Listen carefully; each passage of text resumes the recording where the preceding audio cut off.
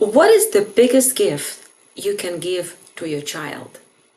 Is it love, attention, good education, private college, vacations, piles of toys and presents and gifts?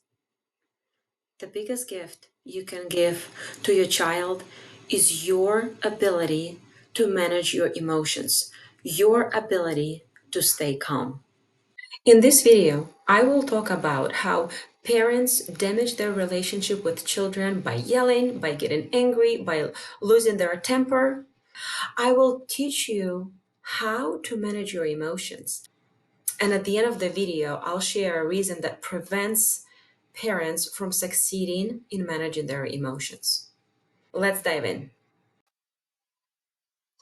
Anger, rage, frustration, irritation. These are not bad emotions. These are emotions that lead to bad outcomes when not managed.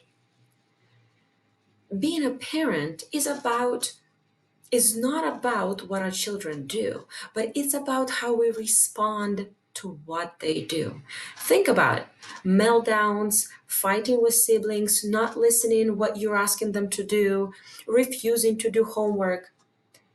In these situations, how you react makes the biggest difference.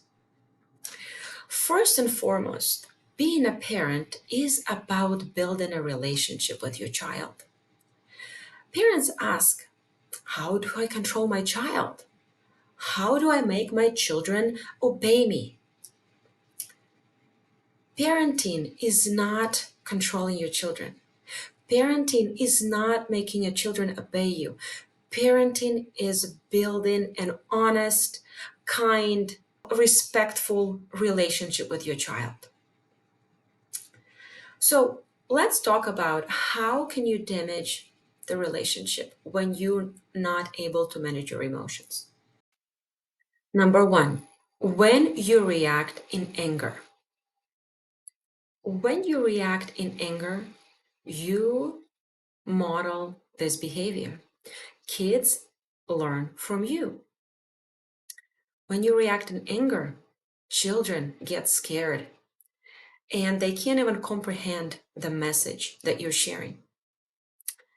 When you react in anger, kids learn that from you because they learn from our actions and not our words. Here's an example for you. So you have two children, they're playing upstairs, you're hearing them screaming and fighting with each other. You run into the room and you yell, "Stop fighting!" And you start getting angry and trying to tell them that they shouldn't fight. What happens? You wanted to calm them down, but instead you got very angry, you came into the room, you yelled, you showed them that the resolution to the conflict is yelling. So do you see the cycle that you can't teach your child to react differently if you're not able to react properly yourself? Second, when you put your child in a timeout. A child doesn't need a timeout. I hate to tell it to you, but who needs a timeout is you as the parent. Because the moment you put a child in a timeout, you're telling the child, I cannot cope with you anymore. But what you can't really do is you can't cope with your emotions. So you're trying to control your child by putting them in timeout. You're showing power over your child. This will work only for so long. When they're little, you're physically stronger than them. The child will learn to be afraid of you. Is that the relationship you want with your child? Number three, you punish your children if they don't listen to you. For example, you ask your child to clean up the toys multiple times and the child did not. You storm into the room and I ask you multiple times and you start yelling. I ask you multiple times, why don't you listen to me? I'm canceling the play date tomorrow.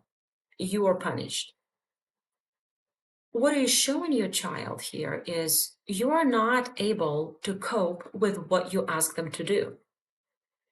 And instead, you should be showing your child the consequences. No, it's not okay that they not clean up, they didn't listen to you. But the consequences in this example of not cleaning up their toys is taking these toys away until they learn to clean up, or not buying another toy. There's a connection between what they didn't do and what they, that consequences from that action. When you punish your child instead, you're shutting down your relationship with the child because you're exerting power and control over them. This will work only for so long. So when your kids become older, they do not want to have a relationship with you. This is just 3 examples out of many. But what I want you to see here is the pattern of us as parents, our inability to control ourselves, to control how we respond to these 3 different situations. And that's what's damaging to this relationship. It's our anger. It's our inability to control ourselves in how we respond to the child. So now let's take a look. What can we do to learn to manage ourselves, to manage our emotions, to be a better parent for our children? When you can regulate your emotions, you stay calm, you don't yell at your children, you don't say unkind, hurtful things, you don't seek ways to control them, to manipulate them, or to punish them.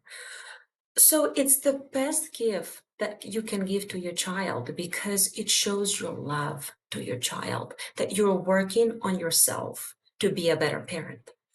So here are the 5 steps I would like to share with you that you can implement to manage your emotion. First step is recognize when you're getting out of control. It's being mindful, understanding what you're experiencing at the moment. This is not easy. It will take some time getting used to. And the more you do, the faster you'll recognize that. Step 2, stop. Stop the moment you recognize that you are screaming, you are yelling, or worse, just stop. Stop the behavior. You don't even have to say it. Third, if it's an option, leave the room, leave the situation. You can say, I'm sorry, honey, mama needs a few minutes. Or I'm sorry, I can't deal with this right now. You don't have to say anything, but you can. But you need to leave the situation to let yourself cool. Because when anger is talking, there is nothing good that will come out of it. Nothing that will you say is going to be good. And it's a lot harder to repair when you say these unkind, hurtful things. Number 4, when the storm has passed, when you had the chance to calm down, seek to understand the root cause of your anger. Do you have a lot of stress in your life? Is that causing you to react? If you do have a high stressful job, do you have an outlet for all of that stress? Multiple studies have shown that exercise is one of the best outlets to manage our emotions. It's a stress relief. It improves your mood. It regulates your emotions. It makes you calmer and it gives you a better ability to manage that stress. So if you don't currently exercise, I really encourage you to do that. It will do wonders. And this is one of these easiest solutions, but so many parents don't do that. And yet, second, could it be a misplaced anger that's causing you to act out? For example, before you came home from work, you read an email that made you upset, made you angry. You walk into the door, your child is running to you, something, and you are reacting to the child. And instead, you know that it's not the child that caused it. It's that misplaced projected anger on your child. And for many women, it could be PMS symptoms.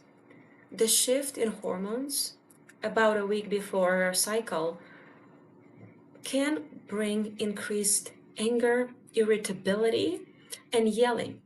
So recognize that and know how to manage it. And number 5, if you have a partner, engage your partner to help you. Let's say you came home from work, you're angry, you haven't had a time to calm down and de-stress. Let your partner know that you need help at the moment, or with the bedtime routine, or maybe something, and maybe it is PMS and you just cannot cope. Enlist your partner to help you. And here I want to share an example of what I talk about, this misplaced anger, and how to find these patterns potentially that can cause you to react, and what you can do about them. For example, so you come home from work, it's 6 p.m., you had a long day, you are tired, your kids had a day at school, they are tired too and hungry. You feel the pressure that, hey, I need to cook dinner. The kids start fighting. It's a lot to manage at the end of the day because we're all tired and it's a lot harder to stay calm. So instead of reacting, ask yourself, what can I do in this situation? Is there a healthy snack I can give them before dinner that won't really spoil their appetite? Is there something they can do together if you have more than one child? Is there something that can the child help you with dinner? Can the child do some coloring while you cook dinner? Look at the opportunities. In case it's these options don't work for you and you understand this is the most stressful situation out of the entire day, give them 15 minutes of TV. Control TV. You choose what they get to watch, so it's appropriate. While I'm not a big fan of screen time and I limit screen time only to the weekend for my own children, I understand that for some families, that's exactly that lifeline that they need to survive, that they need that transition for the evening. So recognize that. Is that what you and your family needs? And it's okay if that is going to give you the sanity, if that's going to make your evenings easier and will prevent you from yelling, do that. It will help you. Once you do this exercise, you will see some patterns and you will actually understand how can you improve your days that will actually help you manage your emotions. This is another reason why I'm such a big advocate for having habits and routines.